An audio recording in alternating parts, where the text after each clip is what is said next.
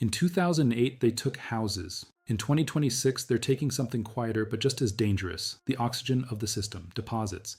Early January 2026, money market funds were sitting around $7.8 trillion. That's not money sitting inside banks. That's money that used to sit inside banks and moved. And when deposits leave, banks don't just absorb it. They reprice the relationship. Fees rise, minimums creep up, perks disappear, credit gets pickier. You don't feel it as a headline, you feel it as friction. And then you see it on your statement. I'm Professor David O'Brien. I've spent 20 years in international political economy and banking system incentives, focused on how liquidity shifts turn into household costs. Today I'm going to show you the mechanism most people miss, because this isn't primarily about politics. It's about pricing power. Here's the map. First, how this deposit shift actually lands on you. The money moving out of banks doesn't stay abstract. It shows up as monthly fees, higher minimums, tighter underwriting, and more no where you used to get yes. Second, who's capturing the money and why they're winning? This movement isn't random. There are clear winners, and once you see who they are, you can see where the pressure hits next. Third, the simplest signal you can track without being an expert. Forget cable news. There's a weekly number that tells you whether pressure on banks is building or easing, and it often moves before your bank changes your terms. One quick note. This is analysis, not personal financial advice. I'm not telling you what to buy or sell. I'm showing you the mechanism so you can recognize it early.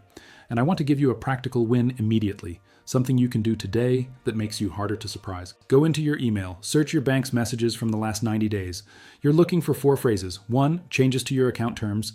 2, new minimum balance requirements. 3, updated fee schedule. 4, we're pleased to announce, which in banking language often means something got worse for you.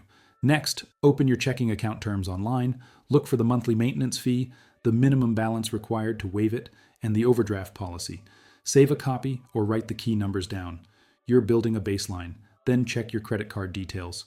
Look at your current APR and your credit limit. Write them down too. Not because you're paranoid, because repricing is often quiet, and 3 months from now you'll want to know if something changed. And finally, notice security friction.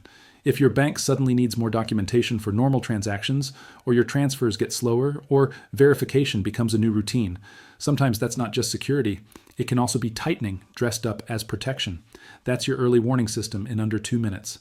Now let's talk about what the money left the bank actually means. In plain language, where did the money go? A lot of it went into money market funds. Think of them like pooled cash parking lots. You and millions of other people put cash in. The fund manager buys ultra short-term, very high-quality debt, things like treasury bills and similar instruments that mature quickly. The yield you earn tends to track where the Federal Reserve keeps short-term rates. Right now, that's why they've been attractive. For a long stretch, banks paid almost nothing on deposits while policy rates were high.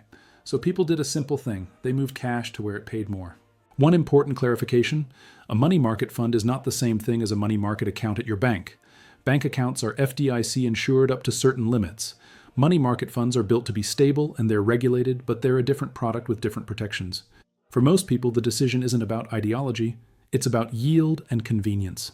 And here's the key detail that changes the whole story. Those yields tend to move with the Fed. If the Fed holds rates where they are, money market funds keep paying relatively well. If the Fed cuts, those yields can fall, and they can fall quickly. So when you hear $7.8 trillion, don't think of it as money disappearing. Think of it as money relocating to follow yield. Now ask the next question. Why do banks care so much? Because deposits are the cheap fuel banks run on. A bank takes in deposits at a very low cost, then it lends against that base, mortgages, auto loans, credit cards, business loans, and earns a spread. That spread is the core of the business model. When deposits leave, banks can replace funding in other ways. They can compete by offering higher deposit rates. They can borrow in wholesale markets. They can issue debt. They can use facilities that exist for liquidity. But those sources tend to be more expensive and more sensitive to stress.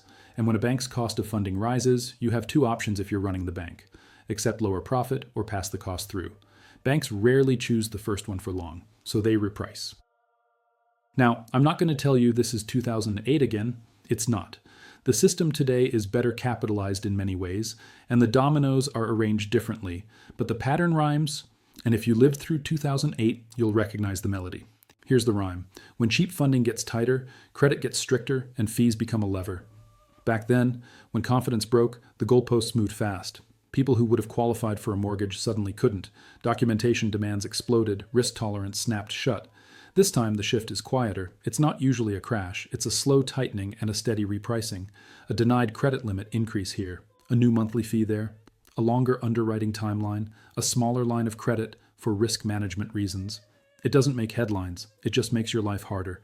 And now we get to the part that matters most. How it hits your life next. The invoice. Start with checking accounts. For years, free checking was the norm. No monthly fee or an easy way to waive it. That's changing. Many banks are pushing monthly maintenance fees again, $10, $12, $15, and raising the minimum balance needed to waive them. What used to be a few $100s becomes $1,500, $2,000, sometimes more. If you can't keep that balance, you're paying real money every year just to have a basic account. Then overdrafts. Some banks softened overdraft penalties in recent years under public pressure, but the incentive hasn't changed. When funding is tighter, fee income gets more attractive.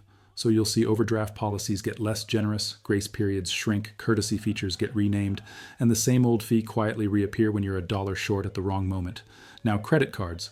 Watch your APR if you carry a balance. Banks can reprice existing cardholders. The change might come as a dense letter or a small update in your online terms. An APR that drifts from 18 to 22% doesn't sound dramatic until you realize what it does to you on a $5,000 balance. That difference can cost you hundreds of dollars a year. Also watch credit limits. Sometimes banks reduce limits not because you did something wrong, but because they're reducing exposure across a category. You had a $10,000 limit you rarely used, now it's $6,000. Your utilization ratio jumps, your buffer shrinks, and if you ever need that cushion, it's suddenly not there. Auto loans get pickier too. 2 years ago, decent credit might have meant fast approval. Now you may see more documentation requests, more verification steps, and higher rates unless you have a stronger profile. The car didn't change. The access got more expensive. Home equity lines of credit can tighten. You may assume your equity is a safety net, but banks can reduce, freeze, or close lines if they're managing liquidity and risk. Again, not necessarily because you did something wrong, but because the system's incentives shifted and perks disappear. Free cashier's checks, free wire transfers, free paper statements, even basic services that used to be included get moved behind a fee. You don't notice until you need one, and then you notice. Mortgage underwriting can tighten in small increments, not always dramatic, but debt-to-income standards get a little stricter. Appraisals get a little more conservative. Timelines get a little longer. Each piece is small. Together, it changes what's possible. None of this requires a crisis. This is what repricing looks like when it's done quietly. Here's the metaphor that makes it stick. Deposits are cheap oxygen for banks. When you keep money in a low-yield checking account, the bank is breathing at a low cost. When that oxygen leaves, when cash moves to higher yield alternatives, the bank has to buy oxygen somewhere else. And when the bank's oxygen gets more expensive, it doesn't just gasp and accept it. It puts you on a meter. Fees are the meter. Tighter credit terms are the meter. More documentation is the meter. Here's a second metaphor. Banks are like supermarkets. When the wholesale cost rises, they change shelf prices and membership rules. The bank's funding cost goes up, so your account costs go up, and your credit terms tighten. You didn't change. The cost structure did. And the invoice shows up on you. So who's capturing the money? And why are they winning? $7.8 trillion doesn't vanish. It moves. A lot of it moves to money market fund providers, big asset managers that run these cash pools. They earn small fees for managing the funds. Tiny percentages sound harmless, but on trillions of dollars, tiny becomes enormous. Why are they winning? First, because they can pass through higher yields when policy rates are high. They're built to track that environment. People notice the difference when their bank pays almost nothing and a cash fund pays several points higher. Second, because convenience has improved. Many people can move money in a couple taps now. In the past, switching was friction. Now staying put is the friction. Big banks with scale can often absorb this better than smaller institutions. They have more ways to replace funding, more products, more cross-sell, more corporate deposits that are harder to move. Smaller and mid-sized banks feel deposit pressure faster. And when a bank feels pressure faster, repricing tends to show up sooner. Higher fees, higher minimums, less generosity. That doesn't mean run. It means pay attention. Now let's talk about the signal. The thing you can track that tells you where this is going. Forget the daily noise. There's weekly data on total money market fund assets, reported for the week ended Wednesday. When that total rises, pressure on bank deposits is generally still building. When it flattens or falls, pressure is easing. You don't need to check it every week. Check monthly. What you're looking for isn't a single wiggle. You're looking for trend. Uptrend means banks still have an incentive to keep repricing. Flat or downtrend suggests the system is stabilizing. Signal 2 is closer to home, your bank's own terms. Banks rarely announce fee increases with fireworks. They send a message, they update a PDF, they adjust the waiver threshold. So set a quarterly reminder. Go to your bank's site, download the fee schedule, compare it to the last one you saved, look for new fees, higher minimums, and perks removed. Signal 3, credit tightening cues. A credit limit increase gets denied, underwriting takes longer, documentation requests get heavier, rates are worse than you expected for the same score. One event might be about you, a pattern across people you know. That's the system. Signal 4, the Fed's stance. Not because the Fed is going to rescue you, but because it sets the ceiling for cash yields. When the Fed is in a no-rush posture, cash yields tend to stay higher.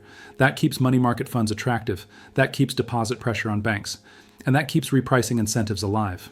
When the Fed pivots toward cuts, money market yields can fall, and some cash can flow back toward banks. Especially if banks start competing with higher savings rates. That can ease the pressure. But until you see that shift clearly, you should assume the repricing engine is still running. So what do you do about it without turning your life into a spreadsheet? You prepare for friction, not doomsday. First, layered liquidity. Don't keep all your cash in one place. Keep a few months of expenses in a checking account that's easy to access. Keep another chunk in a higher yield option you can move within a day or two. Keep the rest aligned with your situation, but make sure you're not trapped. The goal isn't to optimize every dollar. The goal is to avoid being forced into expensive choices when something changes. Second, avoid expensive variable debt when you can. If you're carrying a revolving balance at a high APR, that rate can rise with a quiet notice. Variable debt is a trap during repricing. Certainty is valuable. If you can reduce that balance, reduce it. If you can move it to a structure that's less punishing, consider it. The point is to reduce exposure to silent repricing. Third, expect more documentation and slower approvals. Not because you're doing anything wrong, because the system is tightening standards at the margin. If you mentally prepare for that, it won't catch you off guard. Fourth, simplify where you can. The more financial products you have scattered across places, the easier it is for fee changes to hide. Simplicity makes changes obvious. Complexity makes them invisible. And fifth, read what you usually ignore. I know it's boring, but that's where the repricing is announced. Set the quarterly reminder. Spend 20 minutes, save the fee schedule, check your APR, check your waiver thresholds. That alone puts you ahead of most people. Now let me bring this home.